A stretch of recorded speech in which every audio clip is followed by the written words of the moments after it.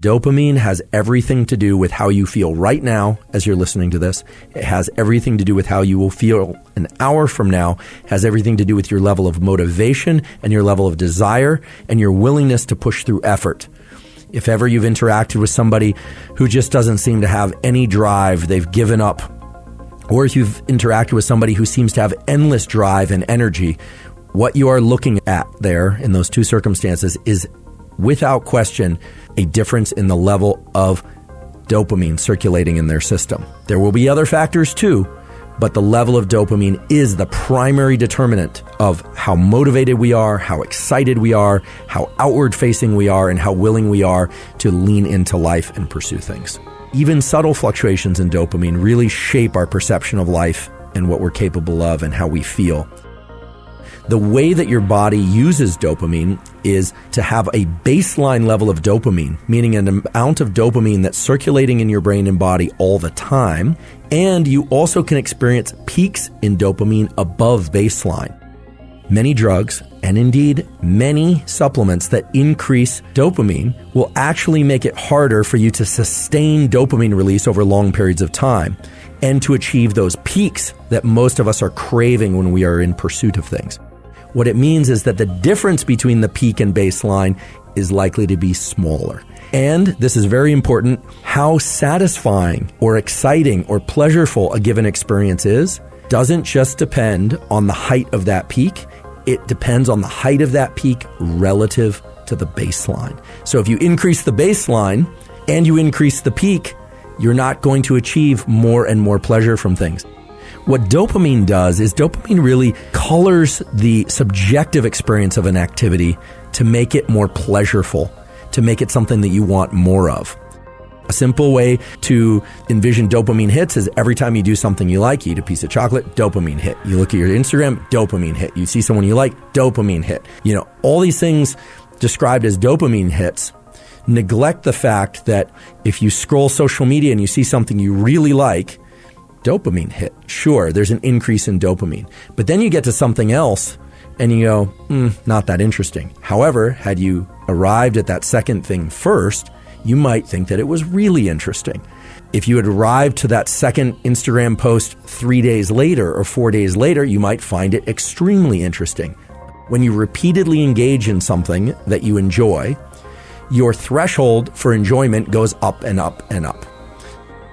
So let's take a look at some of the typical things that people take and do and eat, and let's ask how much dopamine is increased above baseline. Chocolate. Chocolate will increase your baseline level of dopamine 1.5 times. Sex. Both the pursuit of sex and the act of sex increases dopamine 2 times, but that's the average increase in baseline dopamine. Nicotine. In particular, nicotine that is smoked increases dopamine 2.5 times above baseline. Cocaine will increase the level of dopamine in the bloodstream 2.5 times above baseline.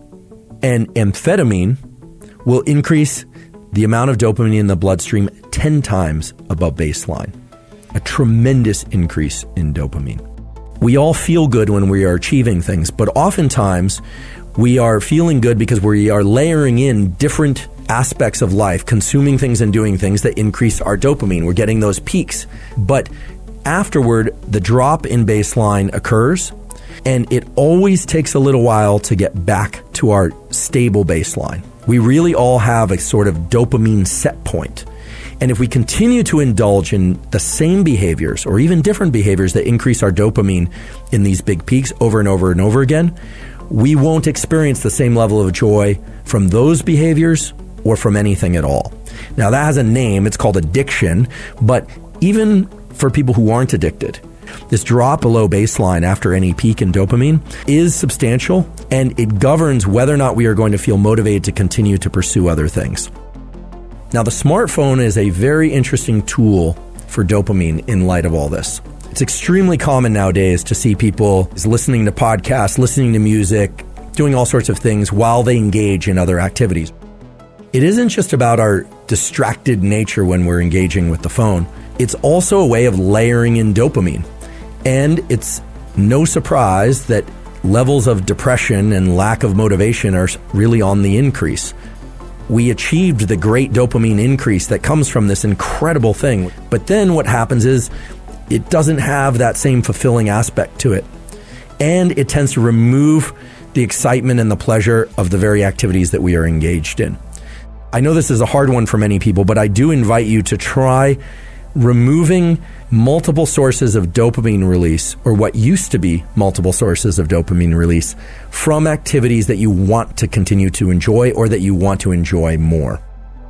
We often think, oh, okay, I'm going to pursue the win. I'm going to run this marathon. I'm going to train for this marathon. Then you run the marathon, you cross the finish line, you feel great, and you would think, okay, now I'm set for the entire year. I'm going to feel so much better. I'm going to feel this accomplishment in my body. It's going to be so great. But that's not what happens.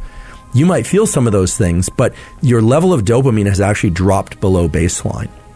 Now, eventually it will ratchet back up. But two things are really important. First of all, the extent to which it drops below baseline is proportional to how high the peak was.